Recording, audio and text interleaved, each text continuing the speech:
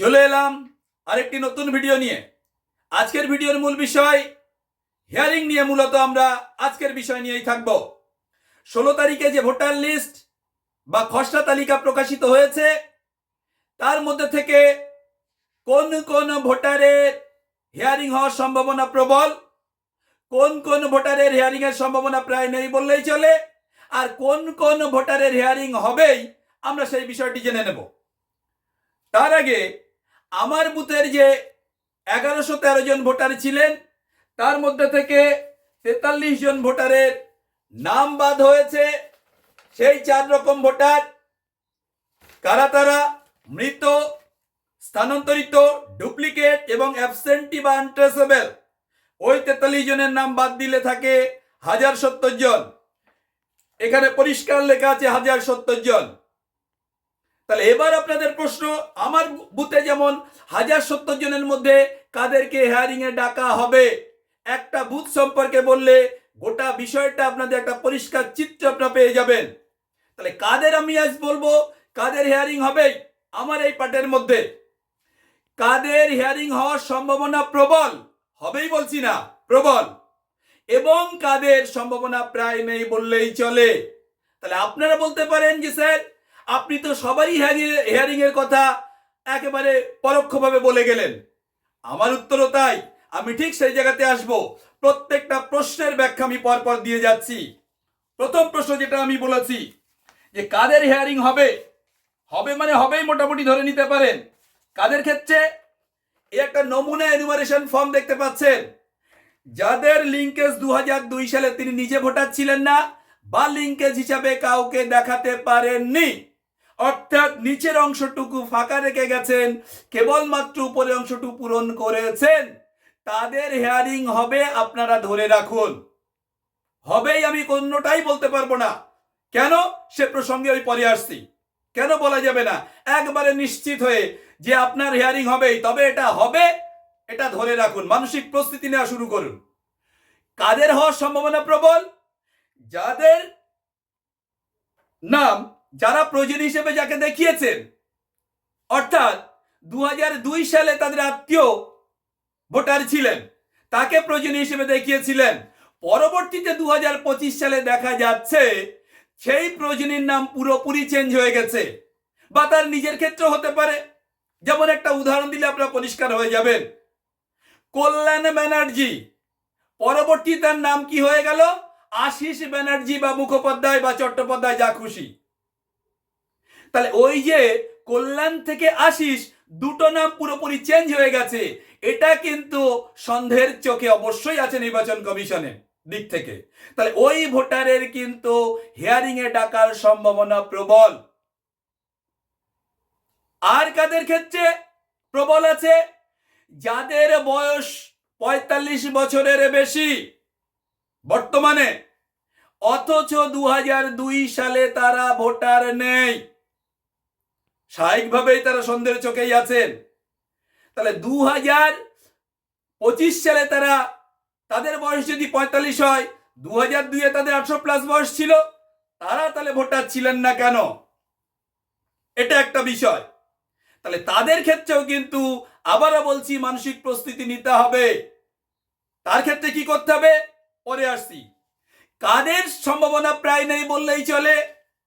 অনেকেই প্রশ্ন করেছেন যাদের 2002 সালে তিনি নিজে থাকুন আর আত্মীয়কে দেখান, যদি 2025 সালে একই রকম নাম থেকে থাকে পরিবর্তন ছাড়াই, তাদের হিয়ারিং এ হবে না বললেই চলে। কিন্তু হবেই না কথা বলা যাবে না, সেটা আমি আবারও বলছি, একটু পরে আসছি।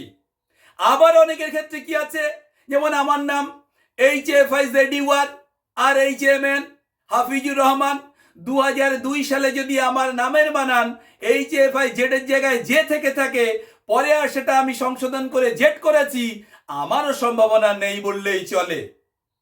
এই রকম ছোটখাটো ভুল, যদি অপরিবর্তিত সামান্য একটা দুটো লেটার, যার ক্ষেত্রে তার নামের বিশেষ বাংলাতে কোনো পরিবর্তন হচ্ছে না, তাদের ক্ষেত্রে হিয়ারিং এর সম্ভাবনা প্রায় নেই বললেই চলে।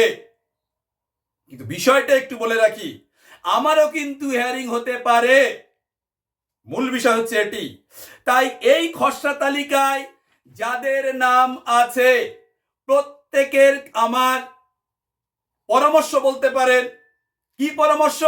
না, আমরা প্রত্যেকেই প্রস্তুত থাকব যে হিয়ারিং এ যদি আমাদেরকে নোটিশ জারি করা হয় তাহলে আমরা নিজেকে কিভাবে প্রস্তুত রাখবো। হিয়ারিং নিয়ে কিন্তু সাধারণ মানুষের মধ্যে একটা ভীতি জন্মে গেছে। স্বাভাবিক, পার্শ্ববর্তী রাজ্যে যে ঘটনাগুলো ঘটেছে তার কারণেই সাধারণ মানুষ চিন্তিত, তারা ভীত সন্ত্রস্ত।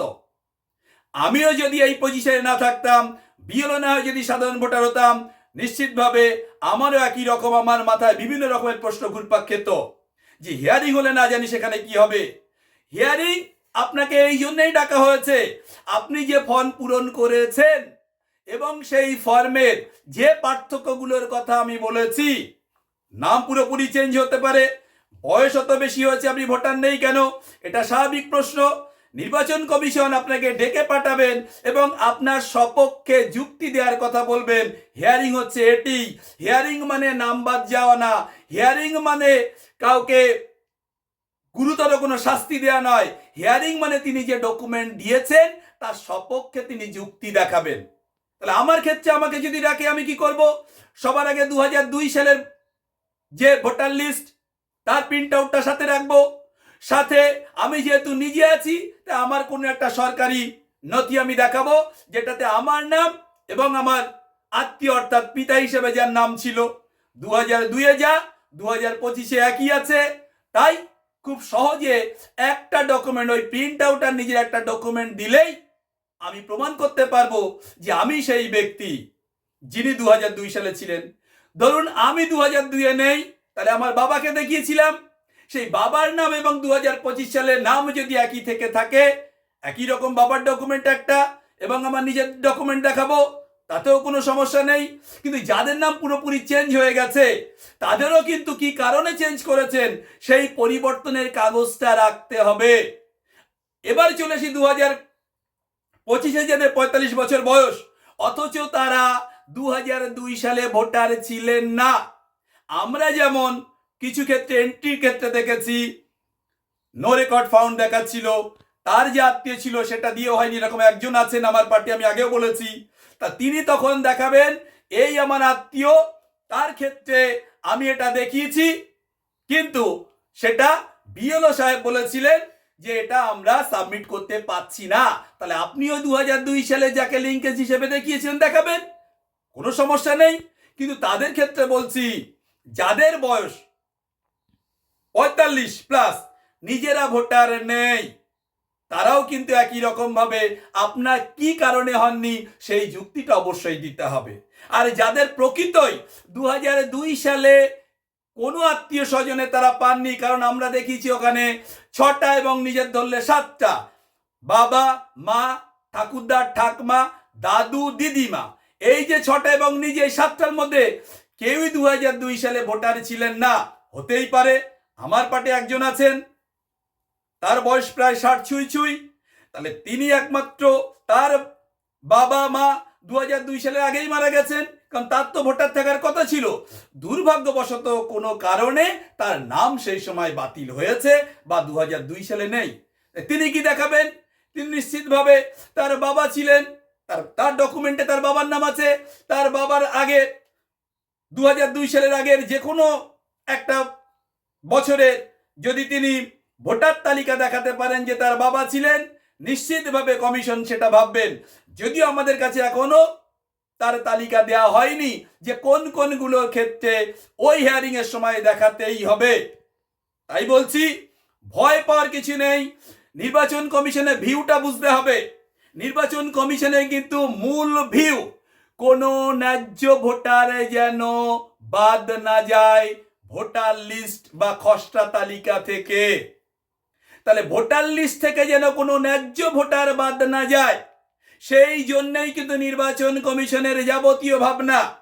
তাই আপনি যদি সঠিক ভারতীয় হন, মাথা থেকে সমস্ত রকমের ভুল ধারণা দূর করুন, নিজেকে প্রস্তুত রাখুন, যে যে ডকুমেন্ট সাপোর্টিং ডকুমেন্ট আপনি রেডি করুন। যখনই আমাদের হাতে কোন কোন ডকুমেন্ট দিতে হবে আসবে, আমরা নিশ্চিতভাবে সেই ভিডিও নিয়ে আপনাদের সামনে আসব। আর সবচেয়ে আগে আপনি আপনার বিএলওর সাথে যোগাযোগ রাখবেন, তিনি আপনাকে সঠিক পথ এবং সঠিক সময় বাতলে দেবেন কোন সময় কি করতে হবে না হবে। তাই পরিশেষে সকলের কাছে আমার একটি পরামর্শ, ঘাবড়ানোর কিছু নেই। হিয়ারিং মানে নাম বাদ যাওয়া নয়, হিয়ারিং মানে শাস্তি নয়, হিয়ারিং মানে যে আমি ভারতীয় নই এমনটা নয়। তাহলে হিয়ারিং হচ্ছে একটি পদ্ধতি, যে পদ্ধতিতে আমার যে ভুল ত্রুটিগুলো ছিল পরবর্তীতে আমি তা সংশোধন করেছি, কিন্তু নির্বাচন কমিশনের চোখে সেটা তাদের মনে হতেই পারে যে ইনি যে তথ্য দিয়েছেন, যে পরিবর্তন ঘটেছে সেটা তাদের মনে হয়েছে যে অসঙ্গতি থাকতে পারে। তাই তারা আপনাকে ডেকে একবারে সামনাসামনি রেখে তথ্যগুলো একবার যাচাই করে নেবে। তাই বলছি, ভয় পাওয়ার কিছু নেই। আপনার বিএলওর সাথে যোগাযোগ রাখুন, মানসিক প্রস্তুতি নিন যে আমাকে যেতে হবে। আমি আমার ক্ষেত্রে বলি, আমার যে হবে না এমনটা নয়, র্যান্ডম চেক হলো। বিশেষ করে আমাদের এই এলাকাতে যা রিপোর্ট, গোটা রাজ্যের যে রিপোর্ট, যে না একটা বড় অংশের প্রয়োজনীয়তা লিঙ্কেজ না থাকার কথা, কিন্তু আমাদের ক্ষেত্রে মাত্র দুটো আমার বুথে। তাহলে 1113 মাত্র দুটো, মানে প্রায় নেই বললেই চলে। সেখানেই সন্দেহ। আমি তো নিজে জানি কোনো সমস্যা এখানে হওয়ার কথা না। তাই নির্বাচন কমিশনের পক্ষ থেকে যারা টিম আছেন ওনারা কি করবেন, আমি এই বুথের 100 জন, 200 জন, 300 জন বা 400 জনকে র্যান্ডম চেক করব। তার মধ্যে আমার নাম আসতে পারে, আমি আমার তথ্য নিয়ে সোজা চলে যাব, কোনো সমস্যা নেই। তাই যদি হিয়ারিং নোটিশ এসেও থাকে একদমই ঘাবড়াবেন না। আমি আবারও বলছি, একজন ন্যায্য ভারতীয়, ন্যায্য ভোটারকে খসড়া তালিকায় রাখা নির্বাচন কমিশন একটা দায়িত্ব কর্তব্যের মধ্যে পড়ে, এবং তারা সেইভাবেই সকল বিএলওকে পরামর্শ দিয়ে যাচ্ছেন। তাই ঘাবড়াবেন না। যদি আপনার নামে নোটিশ জারি হয়, মন শক্ত করুন, ডকুমেন্ট রেডি করুন, প্রস্তুত থাকুন। আজ এই পর্যন্তই। আগামীতে আবার নতুন কোনো যদি আপডেট আসে নিশ্চিতভাবে আপনাদের সামনে থাকবো, সামনে চলে আসবো নতুন ভিডিও নিয়ে। ভালো থাকবেন, সুস্থ থাকবেন। ধন্যবাদ সকলকে।